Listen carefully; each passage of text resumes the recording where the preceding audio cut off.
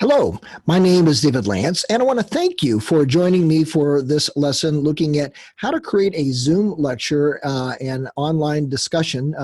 If you're teaching it, whether it's for a high school, a college, maybe you've got Bible studies that you're doing online with your church small groups, maybe you've got business meetings that you're conducting. You can pretty much think of this as a utility tool for all of those sorts of things.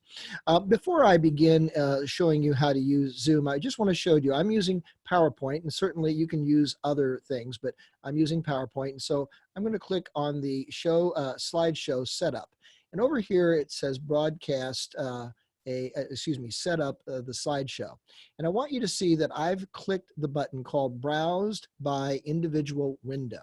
What that allows me to do, I'm going to click OK. What that allows me to do is that when I show the PowerPoint, usually when you do that, it takes up the entire screen. Well, down here, when I click to basically go and show the PowerPoint, what it's going to do is it's only going to show the PowerPoint in a box, a broadcast window, so I can see other parts of my desktop, in this case, my laptop screen, so that I can see other things that are going on.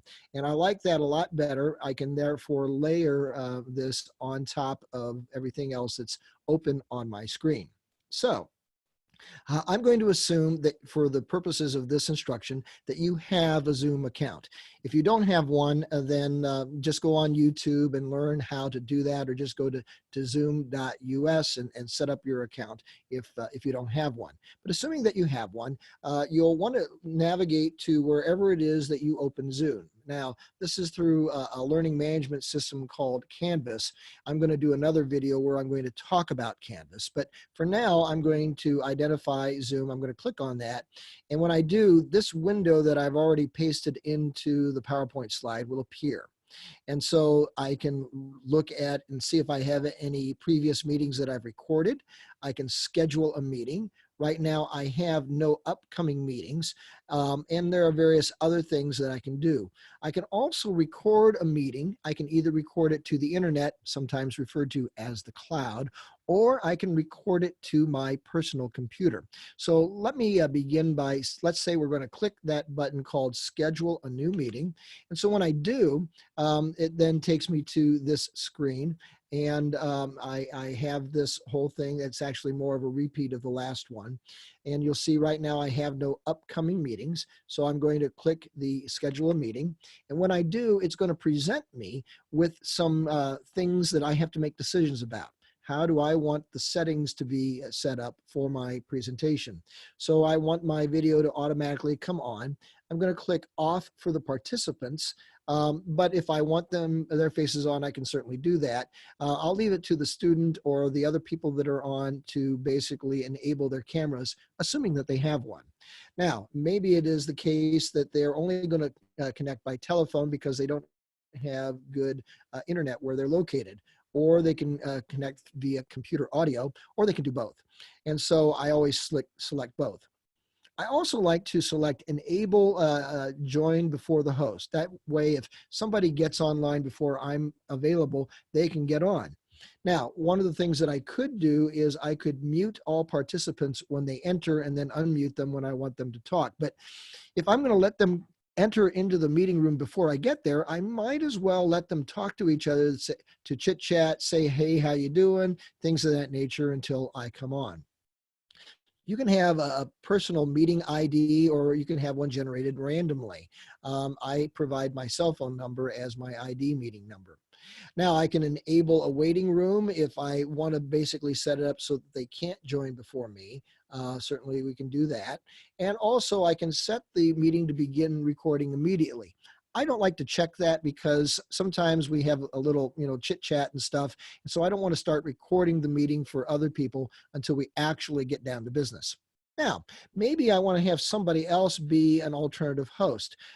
For example, in Zoom, I can have a chat line going, and maybe I've got somebody else monitoring people who are chatting and asking questions, because trust me, it's very hard to operate the presentation and keep track of questions that people are typing as opposed to speaking.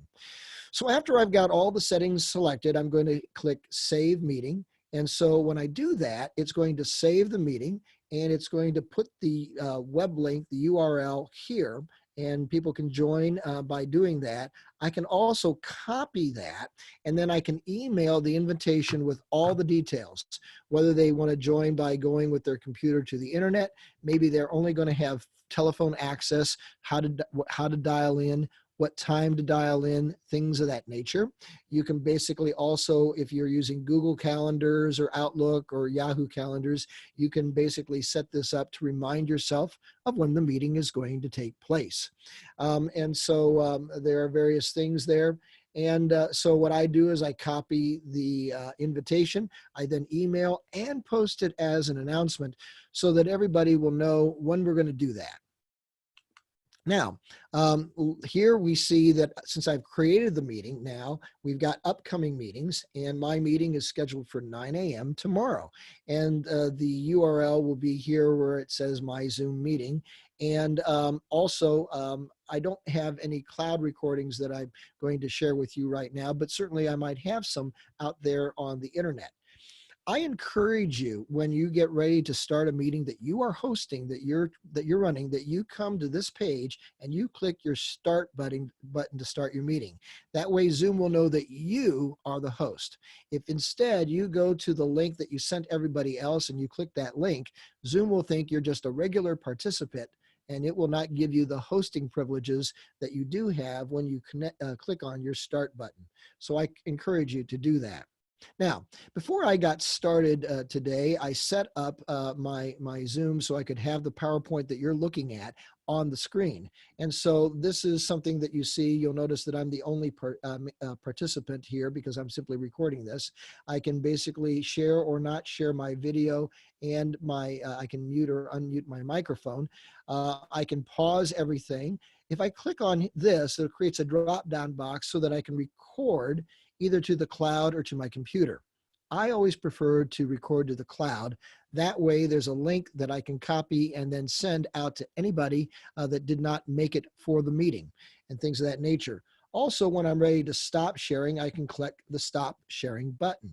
Now, as I mentioned, there's all sorts of things that you can share. You can share YouTube videos, right now media lessons, Word documents, PowerPoints, all sorts of things, Google Docs, et cetera, et cetera, et cetera. What I'm going to do right now is I'm going to stop sharing. So now you can see my wonderful looking face and everything and the room in which I'm doing this. But I am going to, let's pretend that a group of students are using Zoom to create a video project. As I mentioned, I've got another video that will talk about how we get them set up on Canvas to organize and do the video project. So now we want to do that. And let's pretend, you've probably seen these news reporters now that are all broadcasting from their home because of the virus. Well, imagine now I've got 4 members of my team, and in each quadrant of the screen, I've got their faces. And so maybe there's another person, his name is Bob, and I want Bob to take over reporting about what the Federal Reserve has done in the last week or two in terms of using something called quantitative easing to essentially finance that $2 trillion package that the US Congress passed, and the president decided to go ahead and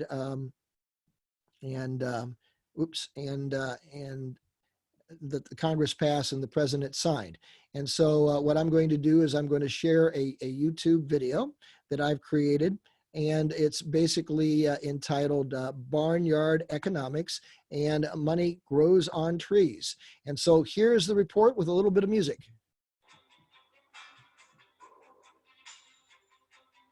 Now you'll notice that I'm actually using some information from the book Animal Farm, characters and other scenery to describe this.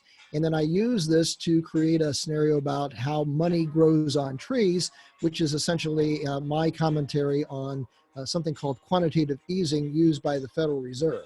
So I'm going to stop that now because my purpose is not for us to go through that whole thing, but simply to show you that you can grab, say, a YouTube video or anything else that also has audio, and then you can watch it, listen to it, and then after it's shown, you can discuss that with whoever your audience is.